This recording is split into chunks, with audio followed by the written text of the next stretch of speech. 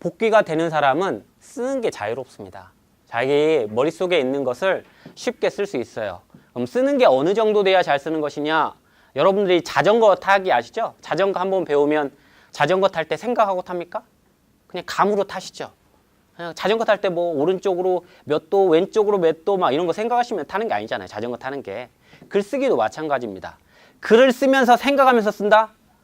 자유롭지 못한 겁니다. 글을 딱 쓰기 시작하게 되면 생각 없이 그냥 무아지경에서 쓰게 됩니다. 그게 자유롭다라고 하는 거예요. 그렇게 어떻게 되느냐? 연습이 필요합니다. 그렇기 때문에. 어떤 연습? 복기를 하면서 공부하는 연습. 복기를 하면서 공부하는 연습이 되게 되면 쓰면서 생각을 안 해야 됩니다. 생각을 안 하게 되면 10분당 한 페이지 반을 쓸 수 있습니다. 적어도. 제가 이제 해본 결론은 그래요. 그럼 저보고 몇 페이지 썼냐라고 물어보신다면 저는 10분당 2페이지 썼습니다. 그래서 시험장 가서 2권씩 썼어요, 책을. 그러니까 여러분들이 이렇게 생각할 수 있겠죠? 많이 쓰는 게 능사가 아니다. 정확히 써야 합격하지. 양이 문제냐, 질이 문제지. 이렇게 말씀을 하실 수가 있는데 공부 양이 늘어나는 방법은 단계가 있어요. 처음에 질적으로 늘어나는 게 절대 아닙니다. 공부를 하실 때. 우선 양적으로 많이 쓸 수 있어야 돼요.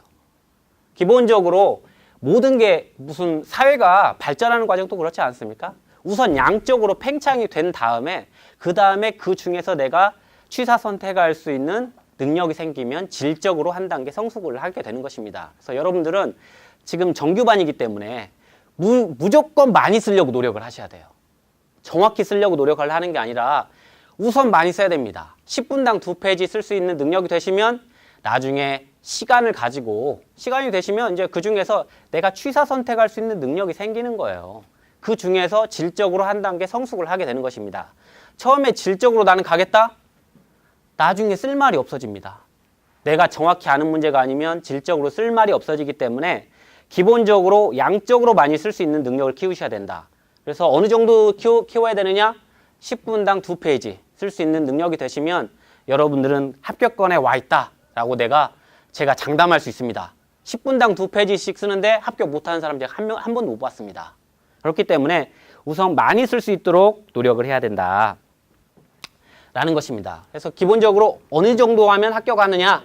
여러분들이 이제 스스로 자가 판단을 하실 수 있을 거라고 생각이 됩니다. 그래서 난 복귀가 되는지 안 되는지, 10분당 어느 정도 쓰는지, 10분당 반 페이지 쓰시면서 곧 합격하겠지 이런 생각 가지시면 안 된다라는 것입니다. 그러니까 여러분의 경쟁 상대는 바로 옆자리에 앉으신 분들이 아니에요. 여기는 별로 많지도 않습니다. 부산은. 서울 가게 되면 정말 전업으로 정말 열심히 하는 사람 많습니다. 전업으로. 저도 그랬고. 저도 공부할 때 돈 벌어가지고 통장에 좀 모아놨다가 그 돈으로 공부하고 떨어지면 다시 좀 일하러 가가지고 또 돈 벌고 그러면서 공부를 했습니다. 그러니까 여러분들의 경쟁 상대는 바로 옆에 있는 사람이 아니다라는 걸 명심하시고 옆에 사람이 뭘 물어보면 친절하게 잘 가르쳐 주세요. 그렇게 되면 여러분들이 똑같은 것을 10사람한테 가르쳐 줘 보십시오. 그러면은 그 중에서 몇 사람은 여러분한테 좋은 또 공부의 팁을 가르쳐 줄 것입니다. 그렇게 하시면서 공부가 성장하게 되는 거예요. 그러니까 여러분들이 절대 편협한 사고방식을 갖지 마시고 내 방법이 최고다 라는 매너리즘에 딱 빠지는 순간 합격권에선 점점 멀어지게 됩니다. 그렇기 때문에 좀 공부하실 때는 오픈 마인드라고 하죠.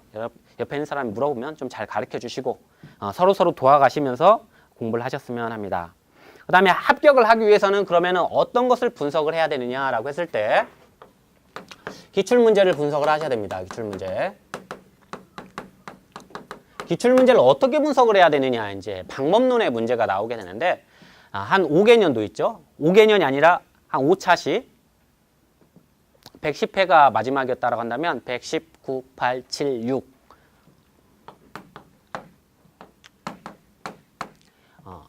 기출문제를 답이 없는 기출문제 있잖아요. 그냥 문제만 있는 것을 딱 출력하셔가지고 공부 시작하기 전에 한번 읽어보시고 공부가 끝난 다음에 읽어보세요. 내가 답을 맞추려고 읽어보는 게 아니라 계속 읽어보는 겁니다. 읽어보다 보면 어느 순간에 다음에 뭐가 나오겠다라는 감이 오게 됩니다. 그런 출제될 문제의 방향성을 보고 공부를 해야지 우리가 맨날 이 책만 보면 이 책 안에 답이 있는 게 아니잖아요. 문제가 있는 것도 아니고 그리고 이걸 공부한다고 해서 다 합격할 수 있는 것도 아니고 그렇기 때문에 기출문제 5개년도 5차시 정도를 인수를 딱 하신 다음에 공부 시작하기 전에 보시고 공부 끝나기 전에 딱 보셔야 됩니다. 우리가 운동할 때도 준비 운동을 하잖아요. 항상. 운동하기 전에 준비 운동 하시고 또 운동 열심히 하시는 분들은 운동이 끝난 다음에 또 마무리 운동을 합니다. 근육이 손상이 안 가게 하기 위해서. 그거 똑같습니다. 공부 시작하기 전에 5개 정도, 5차시 정도 기출문제 보시고 끝날 때 보시고 매번 투자를 하는 거예요. 한번 대략 30분 정도 걸리실 겁니다. 30분 정도.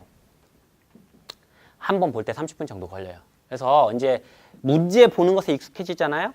그렇게 되면 그 다음에는 답이 뭘까를 한번 생각을 해보십시오. 그리고 내가 이걸 공부를 했는지, 그 다음에 이 문제가 나오면 어떻게 쓸 것인지.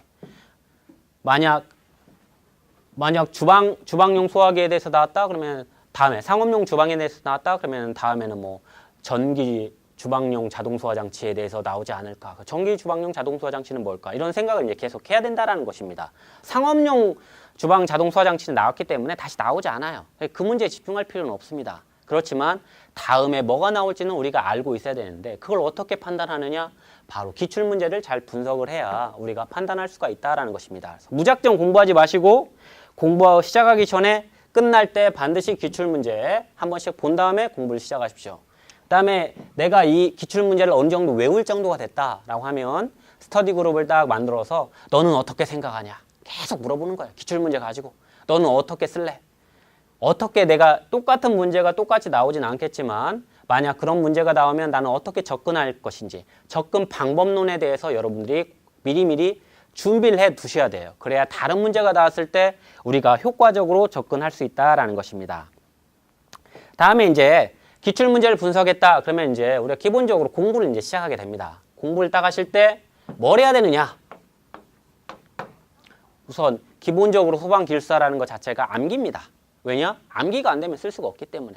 그럼 암기 우선순위가 있지 않겠습니까? 암기 우선순위가 있는데 제일 우선순위가 뭐냐? 제일 먼저 해야 될 게 뭘까요? 암기할 때. 여러분들 암기를 딱 시작했습니다. 책을 보고 암기를 딱 시작할 때 제일 먼저 뭘 해야 될까요?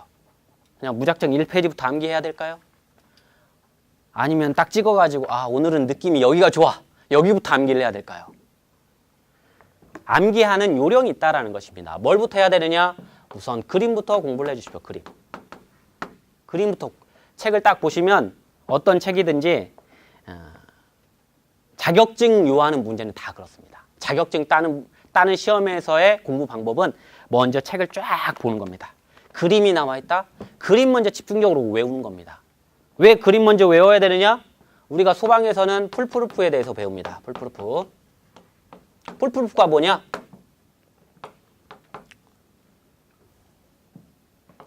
인지능력과 행동특성에 대해서 우리가 인간에 대해서 인지능력과 행동특성에 대해서 우리가 연구를 합니다.